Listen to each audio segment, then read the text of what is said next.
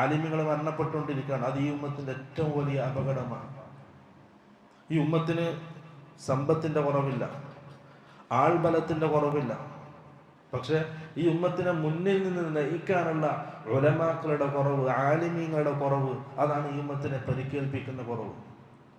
മഹാനായ സഹാബി സയ്യിദ് ബിൻ സാബിത്ത് റളിയല്ലാഹു അൻഹു സഹാബാക്കളിൽ പണ്ഡിതനായിട്ട് അറിയപ്പെട്ട സഹാബിയാണ്.